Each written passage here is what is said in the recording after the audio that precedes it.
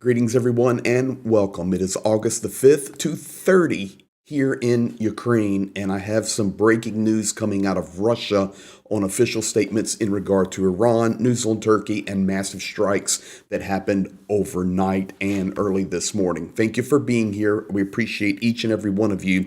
And as you can tell by the thumbnail, what we're going to be talking about is this rebuttal coming from Russia directly from Peskov, saying, keep your hands off of India. Your threats, United States to India, are illegitimate. While that's happening, there was a miscommunication about Turkey and these big strikes that have happened. And unfortunately, we have lost a civilian in Ukraine just a few hours ago.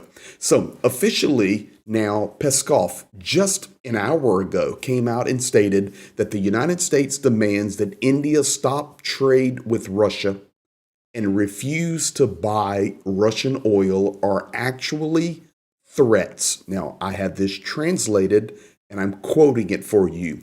We do not consider such statements to be legitimate. That's point one. Point two, sovereign countries must have and have the right to choose their own trading partners, partners in trade and economic cooperation.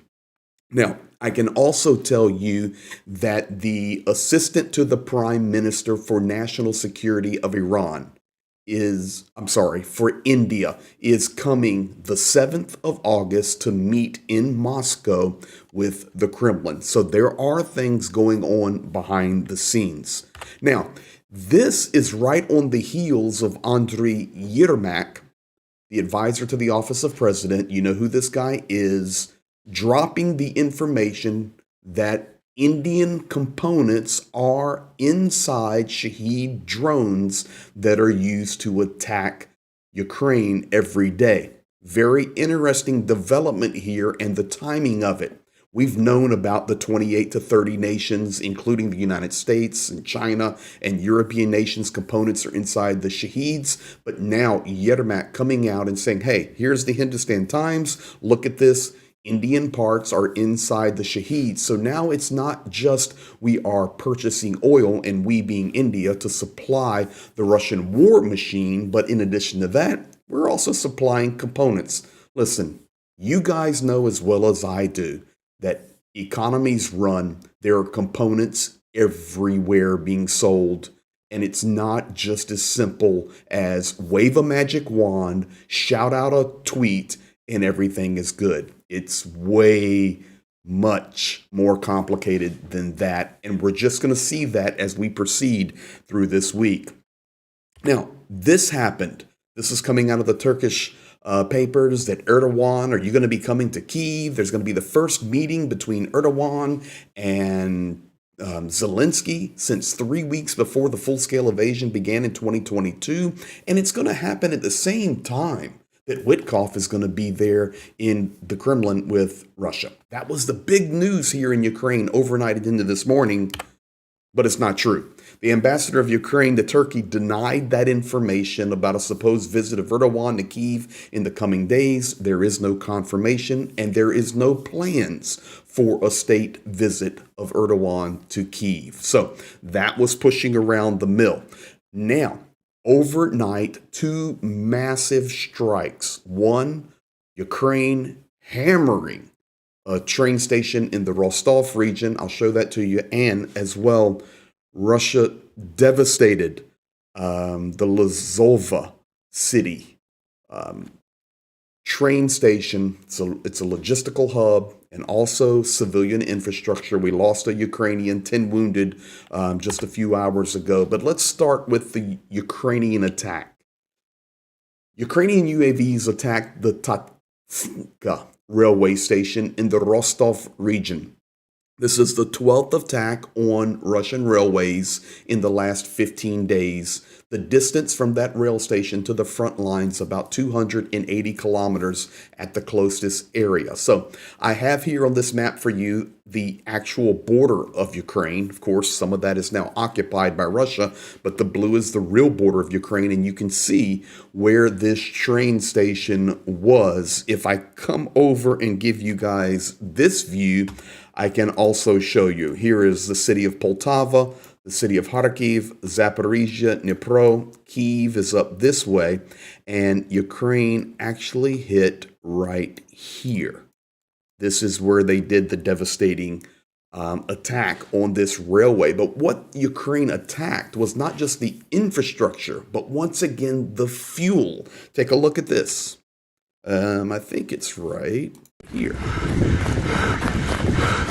So you can see this is a massive strike. Guy running to it there, panting and out of breath. But I also, in cooperation with this, got some Russian analyst information today, just an hour ago, translated it for you. And this is what they say now. This is good news for Ukraine. We're making a difference on these strikes massively.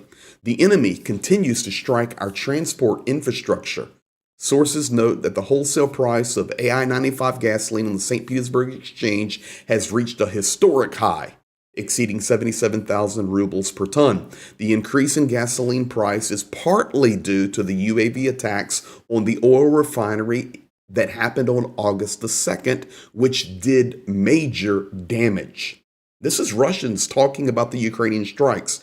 We see the disruption of transport operations in Russia is a long-term enemy operation, meaning going to continue, which has already led to airport collapses and train delays. So that is not some random person outside of Russia talking. That is a Russian writing and an analyst, an economic analyst, about the Ukrainian strikes on Russia and what is happening because of those successful strikes. Now, in addition to that, I also have to tell you today, guys, this morning, there was a very devastating attack from Russia on Ukraine. It happened in the city of Lozova. On the map there, you can see where Kharkiv is and where Dnipro is. I'll give you another map look here in just a moment. 33 Shahed drones were sent by Russians to Lozova. The attack lasted 2 hours. Several fires occurred in the city. Administrative, production, warehouse, electrical infrastructure, and the train station were damaged or destroyed. There was 1 killed and 10 wounded. Now let me show you where it is on the big map here. A little bit just looking. Here is the city of Kyiv. The border of Ukraine is up here like this. Okay, here's Donetsk, Kharkiv, Poltava. Down here's Zaporizhia and Dnipro. The front lines are basically along like this. So, Lozova is right here. It's in the Kharkiv region, and it is a key transport hub, railways going those directions, north and east and south. Now, you may think, okay, how much damage really can 33 Shaheeds do? In fact, Ukraine coming out last night, I was going to do some information on it, that these Shaheeds are now carrying modified anti-tank mines. We're talking about massive ordnances on these Shahed drones, and they're getting stronger. I don't want to say every day, I want to be completely legitimate, but constantly getting stronger. So you may ask, how much damage can 33 Shahed drones do? There were no missile strikes on this place. Let me give you a little video first. It's no audio. It's from the regional administration. I'll talk over it. This is actually the beautiful railway station there in Lozova. You can see the rubble. You can see the destroyed trains. I'm also going to show you a few photos in just a moment. This is the entryway to the train station. Look at the colors. They're beautiful. And yes, this is all Shahed work. 33 Shaheeds. And yes, they count them. They calculate how long the attacks are, and you can see the devastation. Now, let me take you now to some photos. Here is a look back. You can see the train station on your left there in the yellow. You can see the destroyed train. This is inside the train station right when you come in the front entrance. This is additionally another angle of the train station. This is the back side. You can see the fire still burning there by the tree, and it's destroyed.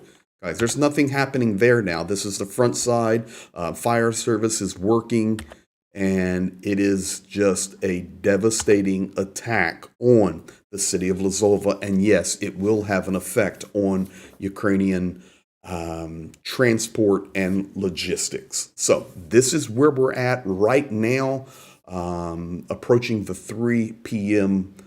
Hour 15 here in Ukraine. A lot unfolding right now that I'm watching.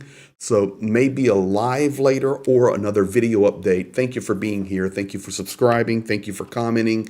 Thank you for standing with Ukraine and looking for truth, because right now it's hard to find. You guys be blessed, and we'll be back at you as soon as possible.